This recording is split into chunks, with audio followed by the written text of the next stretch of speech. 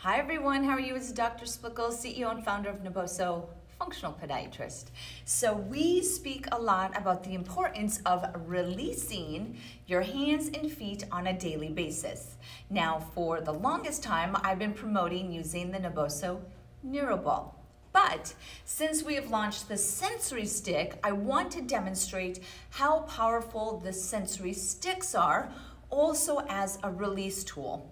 So let's say you got the sticks and you've been activating your hands and then working out, lifting weights, or you're using these to activate the nervous system during your balance exercises. Maybe you're using it as a traditional weight. You could absolutely do that, of course, but then that leads you into the third and very powerful purpose of the Naboso sensory sticks. And this is as a release tool.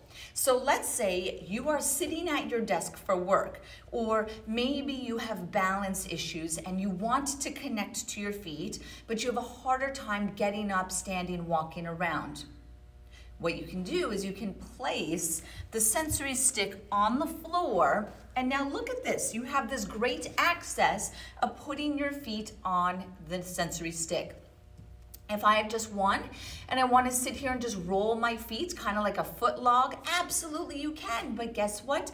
You're getting that sensory stimulation in. So if I'm sitting at my computer, this is awesome. I can alternate my feet. This is something that you cannot do with the NeuroBall. It is one of the most kind of frustrating sides of the NeuroBall when it's the two domes, is you can't release your feet unless you're standing up on them. Could you put pressure? Absolutely. But to get kind of a deeper release, you do need to stand up with the NeuroBall, especially the NeuroDomes. So sensory stick makes a great integration into your recovery tools, especially when you're sitting so you're like this. This actually feels really great. Of course, you can stand up, and then this gives you a better, more deep release. If you are using the sensory sticks as a release tool standing up, go back to the 5 points in the feet that I always talk about. Just real quickly, those 5 points are going to be at the base of your heel, middle of your arch, ball of the foot, outside lateral edge of the foot, and then across medial side of the foot here along that arch. So those are your 5 points. How do we integrate that into the sensory stick as a release tool? Well, we're going to stand up. We're going to start in position 1. I'm just going to bear my weight. It's hard to see my knees, but if I bend my knees, I just bent my left knee, I put more body weight into the right one. If I bend my knee again, I just put more body weight over onto my left side. So I can just do this. I can kind of mimic like I'm walking to increase that pressure. Or I could just stand here. If I'm at a standing desk, I'm standing on the sensory stick. Position number 2, you're going into the middle of the stick. Position 3, move it back and then lean your body forward to get the front of your foot. Of course, position 4, I'm popping my hip out. I'm getting a great release right now on position 4, which is the outside of the foot.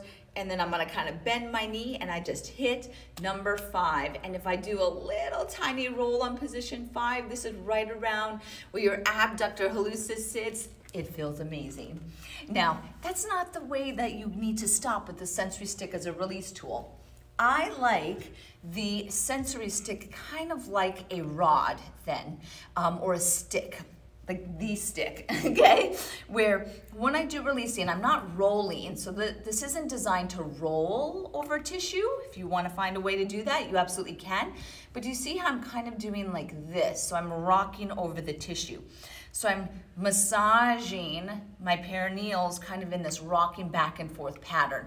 Love that. Going behind on my soleus and I'm just rocking side to side to get a release of these calf muscles. Super, super easy. We like it when we can do it all with one tool. Now, doesn't end there. Once you release your feet, you can't forget these guys, right? Your hands are super important as well. So you take the sensory stick and you're putting it down. Let's say this is your desk, okay? You're working at your desk. You got your sensory stick next to you at your desk, okay? And you can be releasing your hands. So this I'm doing a little bit more of a roll just because of how body weight and position is. That if I wanted to do that same pinpoint pressure release, I'd have to kind of stand up and do this. Totally fine. Do that if you want, right? So I'm just leaning into this. This actually feels amazing doing this. But let's say if I don't have that ability to position myself like this, then I'm sitting here. I'm on the phone, right? I'm talking to someone and releasing my hands. This feels amazing.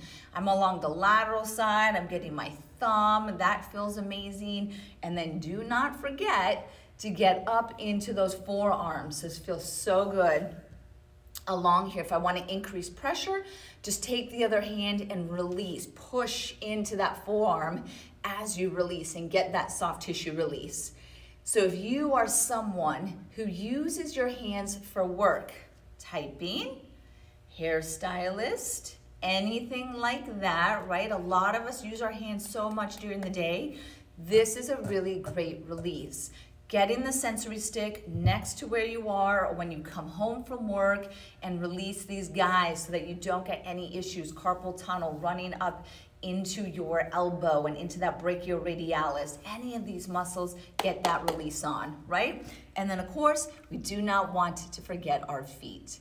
So if you have not checked out the sensory sticks, please do go to naboso.com. Right now they're available in North America, launching soon in Europe and in Australia. Hope you guys are amazing. Stay barefoot strong.